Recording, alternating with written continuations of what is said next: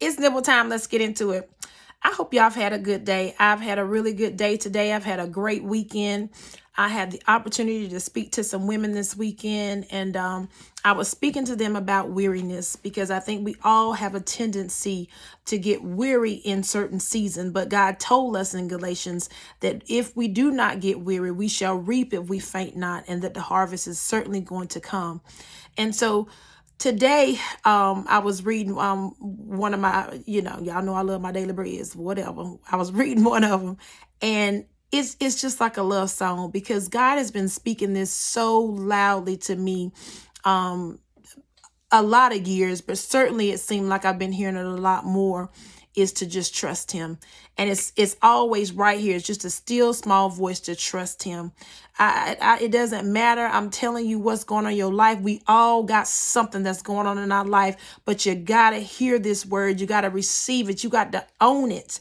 Have it on you. You got to understand, when he say trust him, you got to believe that the same way you believe whatever it is your name is. You got to know that. And when there's any adversity, or if there's any obstacles that is speaking something totally different from trusting him, you have to deny it. You have to not receive it. The same way, if your name ain't Angela, you don't answer to it. You cannot answer to the door to anything that is not going to keep you in the path of trusting God.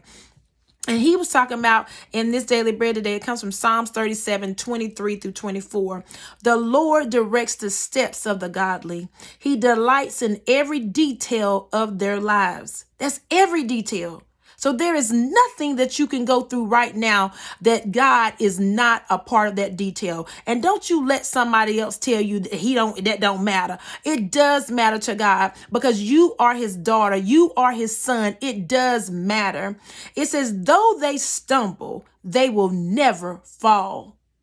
Yes, you may not hit the mark right today. Yes, you may fail down. Yes, you might have forgotten something, but you can't stay there. It said you will never fall, for the Lord holds them by his hand, and it's always his right hand. It's something about God's right hand that saves us, that protects us, that picks us up, that keeps us from faltering. His right hand, his mighty hand, that's the hand that has the ability to do anything. Don't you dare let somebody tell you that God is not with you in every single detail. He don't even let you fall. Come on through, Jesus.